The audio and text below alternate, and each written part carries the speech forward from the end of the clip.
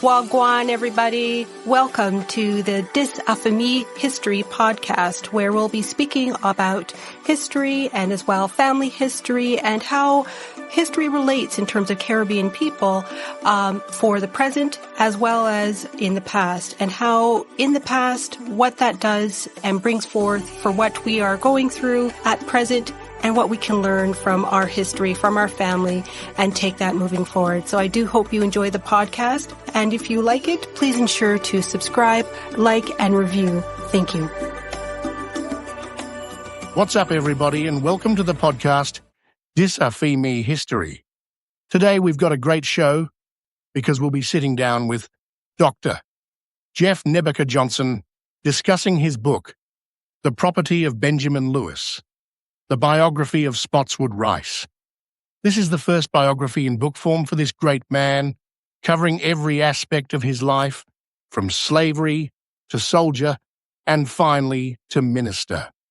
As a genealogist and historian, Dr. Jeff Nebeker Johnson has been able to map out his life carefully and thoroughly. So let's have a listen. I am a full-time physician. I use the name Nebeker Johnson with the writing. The reason for that is because a lot of the historical records, we have the mother's maiden name and the father's name. And I think the mother's name kind of gets swept under the rug. And so that's my mother's side of the family. I added that myself. I work in most of northern Utah, driving around, going to nursing homes, taking care of people's foot problems and ankle problems and leg problems. I do a lot of wound care. And as a hobby, I do a lot of genealogy. And I'm one day going to phase myself out of the medicine, and this is going to be the direction I go. And I study history, mostly the slavery in the United States, and work on a lot of that. And that's how I came to the Spottswood Rice.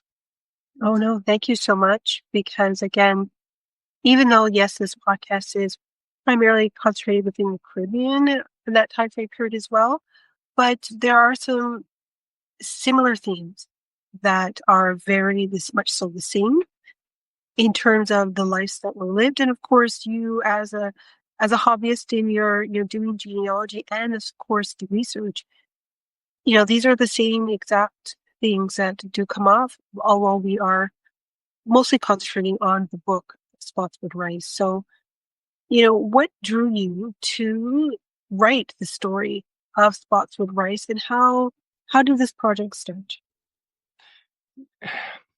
I ran across the two letters that he wrote, one to his daughters who were, while he was a Civil War soldier.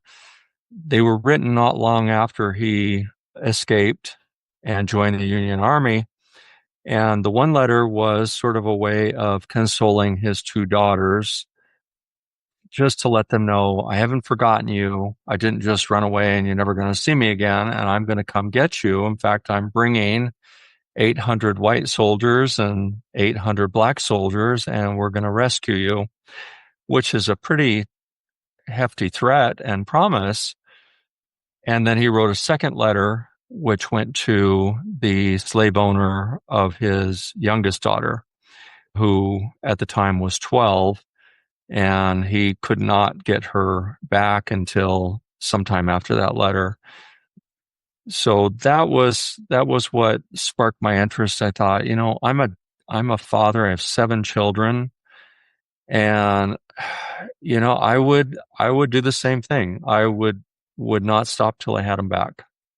So I had to know more about him, and what was on him on the internet was very sparse, and I just started collecting data, and in my spare time, I just kept finding more, and then I wanted to know more, and that's how this started.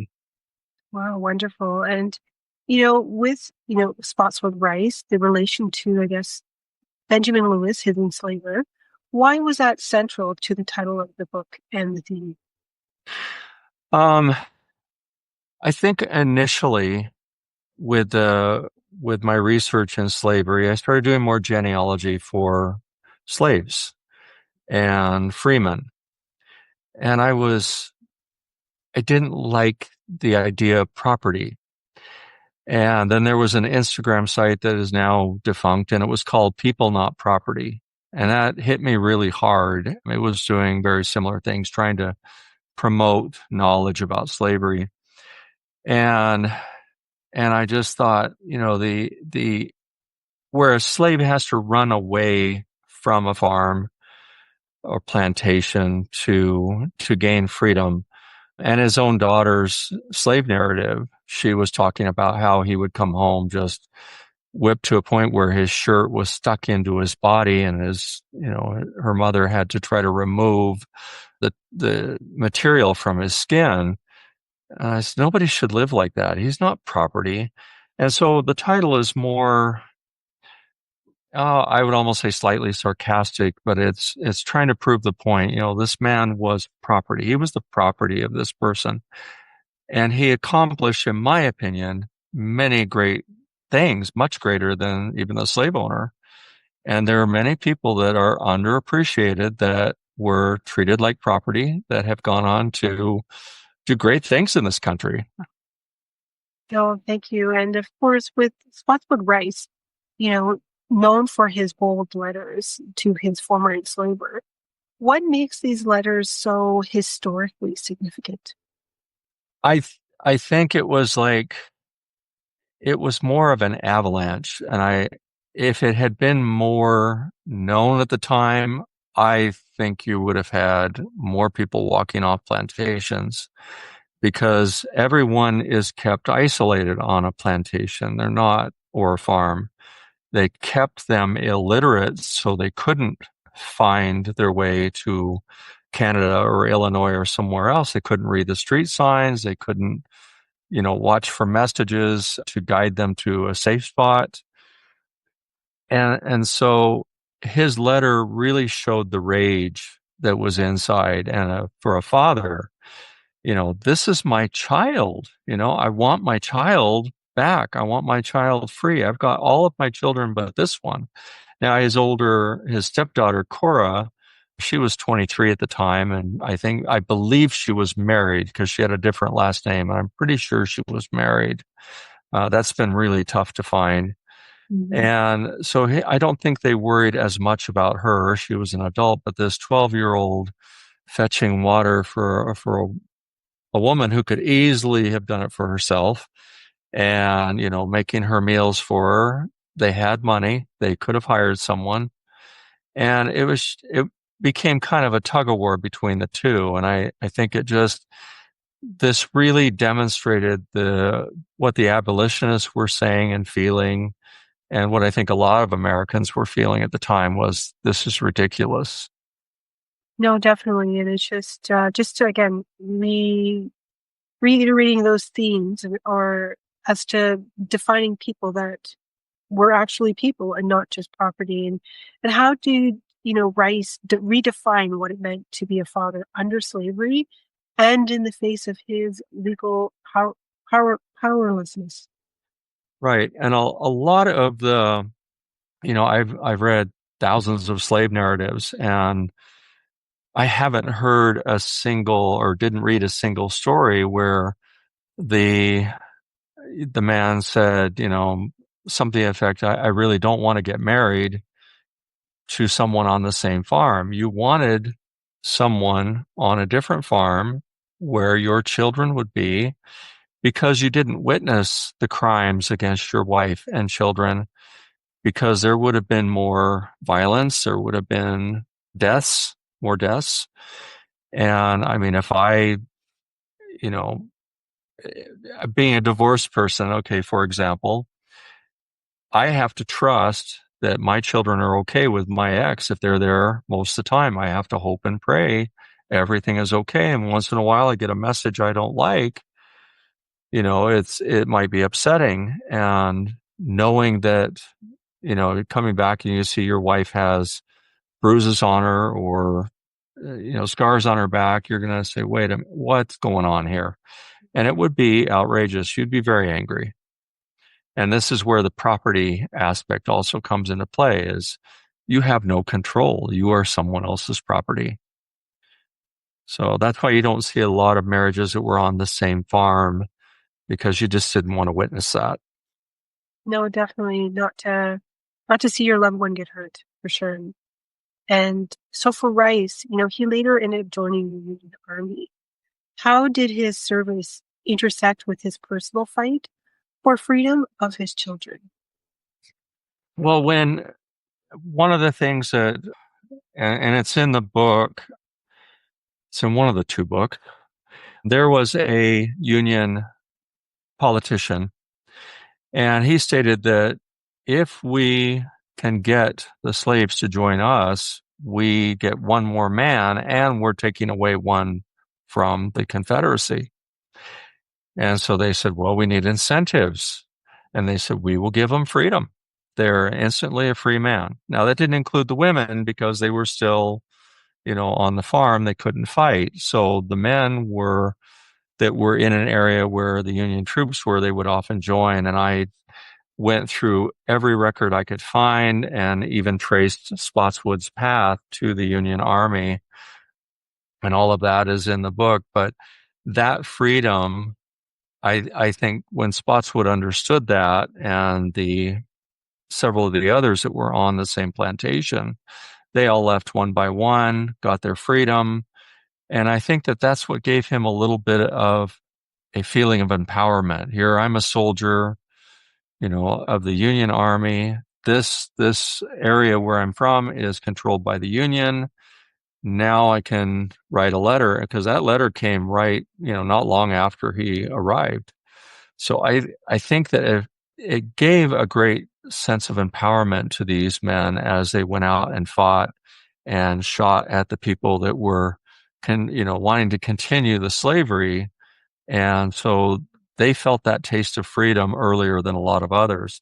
And when Spotswood got a hold of the Emancipation, and at the end of 1862, before he joined the Union Army, he read that to the other slaves on the farm. Well, he had learned to read from Benjamin Lewis's son. As a young boy, he became good friends with him. He taught Spottswood to read and write, and he was able to read it to everyone else. And that just infuriated Benjamin Lewis, apparently, because now they all, he's like, hey, I got a tobacco harvest here. I don't want you guys leaving. He tried everything to keep them there. He kept bribing, offering money, offering better living conditions. And I think Spotswood just says, no, this is over. We're done. So, Yeah, that's one way to kind of take back their power. And then that just leads into my next question. How did the military enlistment empower formerly enslaved men like Rice not to just socially, but emotionally and politically empower themselves? well, Spotswood, now I'm at odds with the biographer of Benjamin Lewis. She's a lady my age who is currently working on his biography, doing a spectacular job. And she and I've had many discussions about this. And I said, look, he ran away because of the way he was treated. If he had been treated well, he might have stayed. But, it's kind of like one of the books that I wrote, the slave owners were very nice people, and they got their slaves as young children and treated them like children, not teaching them how to live in the real world, and made their lives fairly comfortable. They all, ate together and had a great time. Well, when they died, the slaves said, we don't know what to do. We don't know how to count money. We don't know what to do with this house. We just know how to run the farm. And then one disaster after another, within a short time, they couldn't control anything. They couldn't handle anything. And so I feel that Spotswood probably said, I'm part of a larger organization. I'm part of the United States. So I have freedom and control. Now my wife has joined me, all of my children but one. And if all of my children and my wife and I can have this freedom here. We're not working like slaves anymore, but we're being treated better. Not perfect, far from perfect, but better. And I think that it helped them grow into what everyone else around them was, which if they had stayed on that farm, they would have never grown. You can't. It's impossible. And that is what was being taught through slavery is this is where you live, this is what you do. You don't talk back. I don't want to know your opinion. I don't care. Do your work. Now he looked at this and he found religion and he says, hey, I really like this. And of all the churches he discovered, the African Methodist Episcopal Church, which was originally started by Richard Allen, who was a slave himself at one time. This created, and it was very strong in St. Louis, where he was located at the fairgrounds with the Union Army. This really, I think, propelled him towards greater things, and he had it in him with his education, and he studied and he learned. And I tried to piece that together in the historical fiction book, the fictionalized biography. And there are many, many other people like him.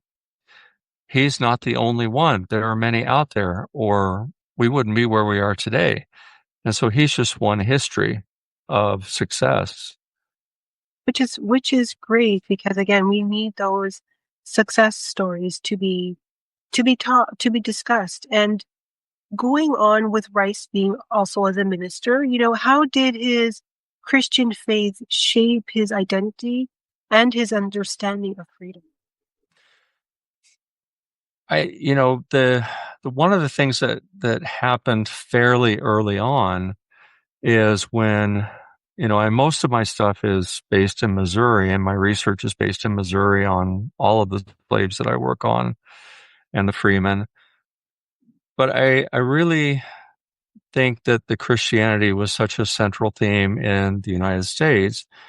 And at that time, we were seeing more and more Protestant faiths being developed. And there were more people traveling from place to place, presenting their religious views. It would be a miracle not to be caught up in that. It's just kind of the nature of the beast. We went from, the strict Catholic or the Quaker or, some of these other that were based until people said, you know what, I think I should be judged more on my good works and, not just be, given a choice of heaven or hell.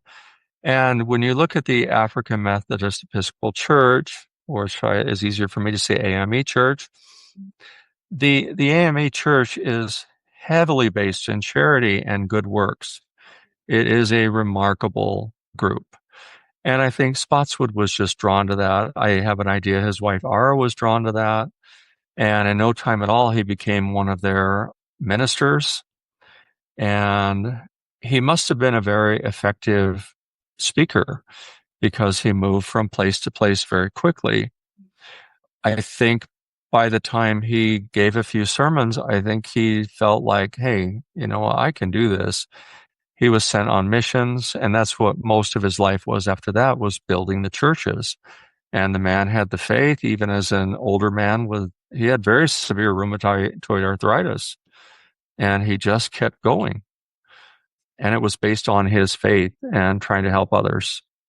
Yeah, definitely. And it's interesting that, you said it's based on their works and based on them breaking from what was probably tradition, what they had on that plantation. So, I'm going to, I guess, the primary sources that you use for retelling Spottswood Rice's story. How did you handle the gaps in the historical records? Because that's always a frustration for anyone researching, right? Yeah, it is, but it's getting easier. Now, when I started doing genealogy, 11 years ago, it was because I saw one really bad mistake that I believe my uncle made. He's passed on now. He was a really good man, but He had suffered a head injury at a young age, and I think his dementia had slowly crept in. And he had a slave named Henry Sangster married to one of the slave owners. And this was, during the Civil War. And I said, no, that's impossible. Okay, I'm sorry. That's not going to happen in North Carolina. Okay. I mean, we had the case Virginia versus Loving in the 60s. Yeah. I mean, if they were upset then, I can't even imagine how they'd be 100 years earlier. And so I did some research and found out that the slave was named after one of the other owners. So there was Henry the slave and Henry the slave owner. And so I corrected that. And, one thing led to another. I said, we really need to focus on checking these sources out. And so I started looking at the actual census record. That was my primary. I think Find a Grave is right on the money when you look at the death date. Okay, that's on the money there. The birth dates, they often make mistakes. Family members don't remember. They write down the wrong thing. I've sent in corrections on a lot of people. But I listed some of the sources, so I make sure I get them all. Yes. But for me, I go right to the census record. I read the census record. I'm not really interested in what somebody else's work is other than to help me get to that point. With Spottswood in particular, what started all was his daughter's letters or his daughter's narrative. His daughter's narrative and the slave narratives, she did this interview when she was around 80, I think. And yeah, she'd be about 80. Oh, excuse me. And I think she was forgetting things by then because she listed herself as 5 years old. But in going through the census records and other information, everything said pointed to 12 years old at the time of the letters. So I said, we better stick with these things. I'm glad she directed me to him. Military records for Spottswood really helped a lot. We have the churches he built. Those are all there. Now, my friend went and visited one of the churches, and she visited one of the churches in Colorado Springs, and she said, my friend asked me if I'd stop by here and take pictures. And they said, who's Spottswood Rice? And yeah, it's the church that he built. And so these are gaps that if you don't go in there and dig, you're going to miss out, even little things like that. Newspapers.com is fantastic. I mean, I can't say enough good. There's your source right there. And the newspapers of the day of the, 1800s, little sensationalized at times, but the information is there. When I initially started, I had to use books and internet searches to find anything I could. And a lot of books out there were written in the 40s and 50s that will mention Spottswood, little blurb, that's about it. And so I just kept digging and digging.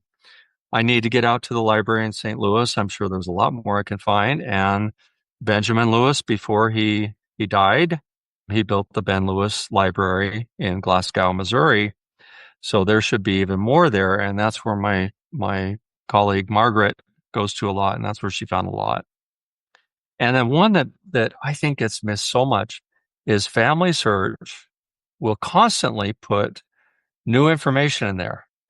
And I can go check on something every 6 months on any member of the Rice family, and there's always something. There's always something new that a volunteer has entered in. And that is really important to go through those updates. And I review all of the information that comes in, every single thing. And if you go to Family Search and you look up Spottswood Rice, you will see my name in there a lot, adding things constantly. And I look at even the things I've added, I go through and I reread and I try to learn more. And, then of course there's always the slave narratives. You can learn so much from those. I can't even say enough. Every American should try to look through those. If you want to learn anything about slavery, that's straight from the horse's mouth. I mean, that's it right there. If those people were still alive today, they would repeat all of that. So Great sources. Some of them I even use as well.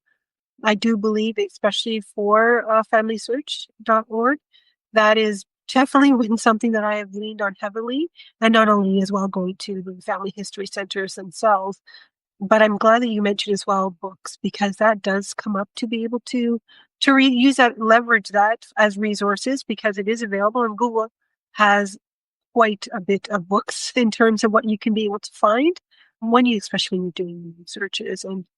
And you mentioned about how you started in the sense that you were finding something that didn't add up. It wasn't quite correct. And then it just snowballed and allowed you to Right. continue further, right? So it's just one of those things that I think that most genealogists or people that are researching tend to want to make sure that what is presented is correct, and not necessarily that is, incorrect or misleading for anybody else that may come along and be able to read that particular instance. So, for you, were there any moments in the research that kind of surprised you or deeply moved you with Spottswood Rice? I think the biggest thing, I adore my wife. I'm very lucky to have her.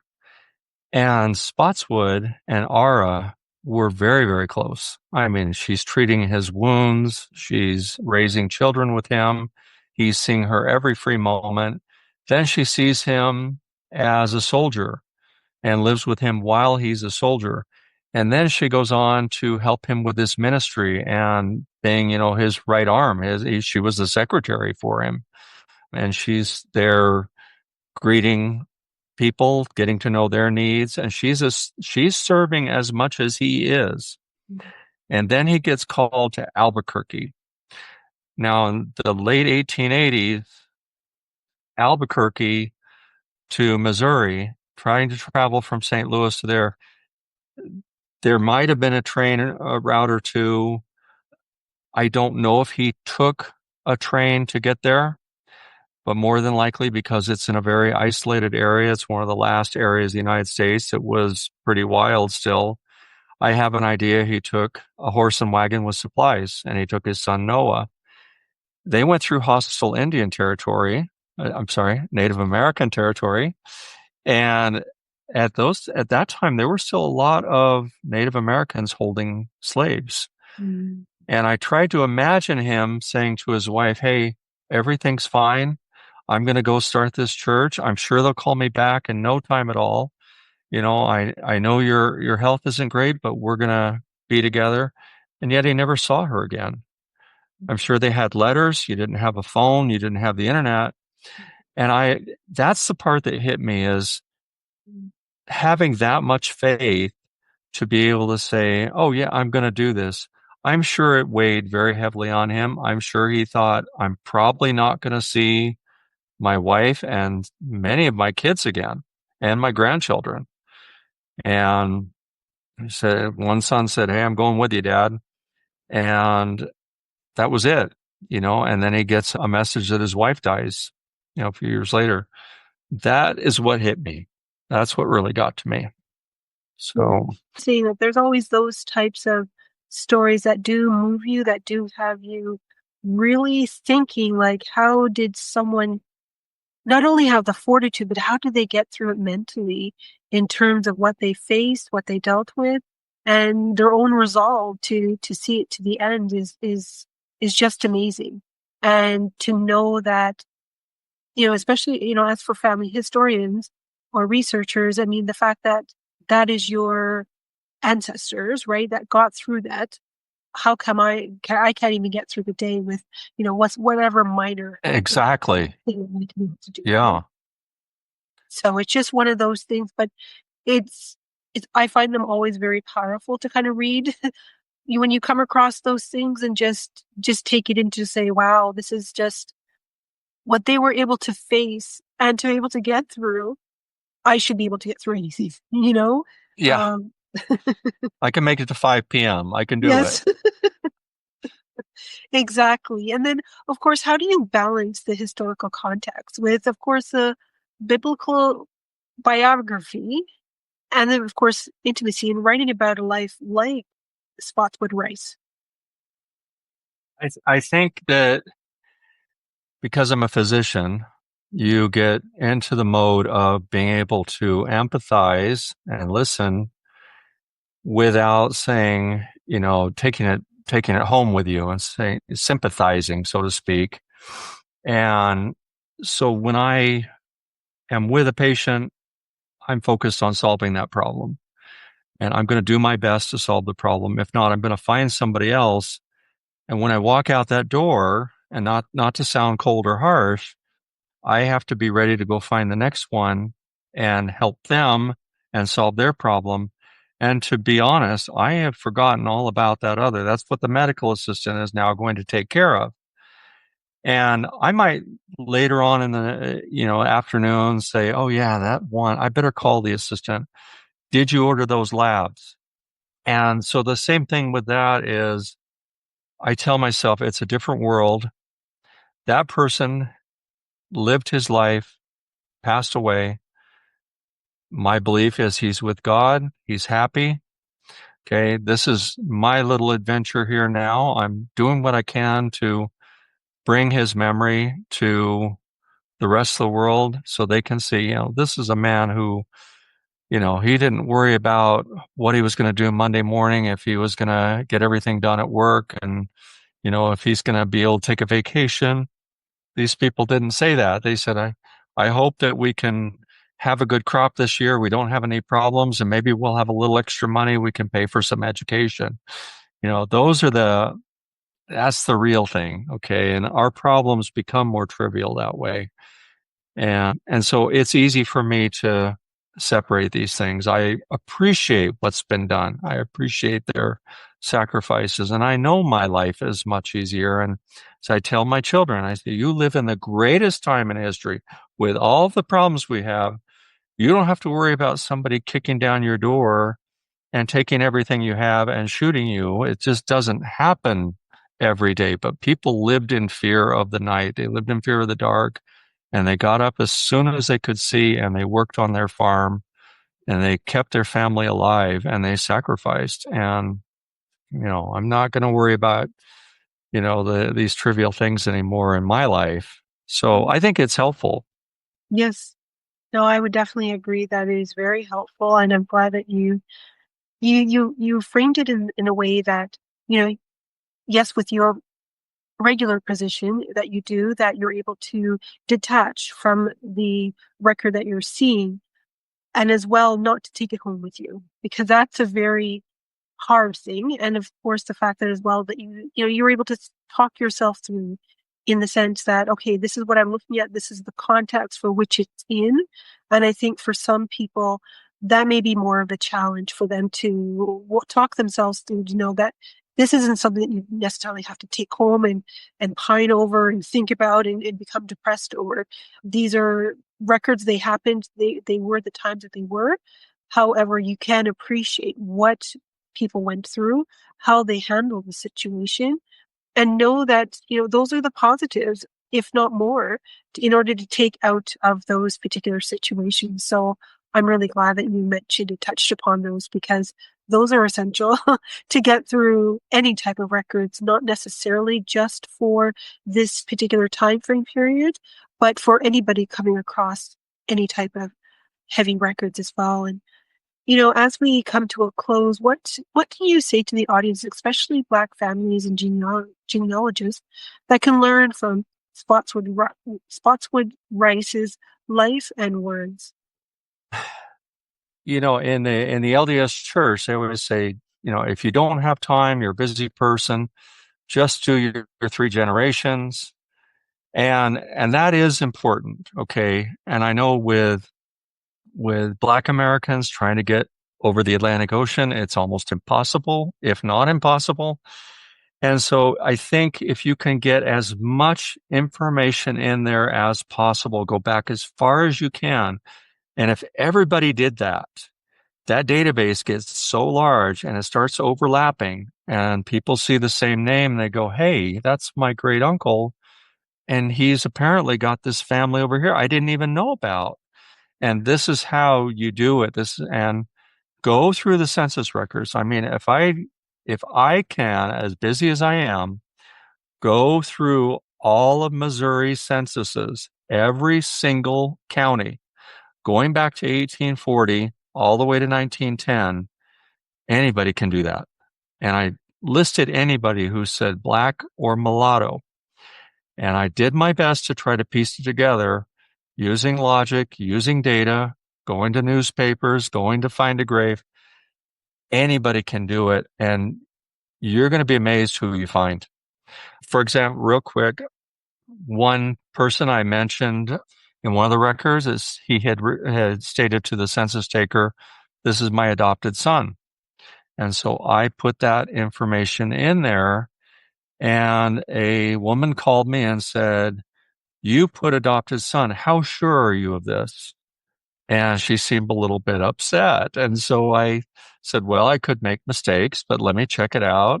And I got back to her and I said, "Hey, I wrote it because it's in the census record. That's where I found it." And she was in tears and she goes, "My gosh, this changes our family dynamics completely." She said, "Thank you." And I said, "Glad to help." So little things like that can lead to bigger things. No, definitely. And it's always good that when people can collaborate and to be able to work together. And as you said, somebody got upset because, again, people take things very personal when they're, especially when they're documenting Yeah. their family tree and want to make sure that things are how they know it or how they perceive it to be, that how that story is. And again, if you don't have that documentation to kind of back yourself up with what you're writing or what you're posting, it does make a challenge, right? So I do want to thank you so much, Doctor, for coming on to the Thank you. podcast and to be able to speak onto a lot of these points. And of course, Spottswood Rice's story, as magnificent as it was, but there was a lot of challenges in it. But thank you. Thank you. Hoped you enjoyed this episode, and if you did, please make sure to like, follow, subscribe, and write a review for the episode wherever you listen to your podcast. Thank you.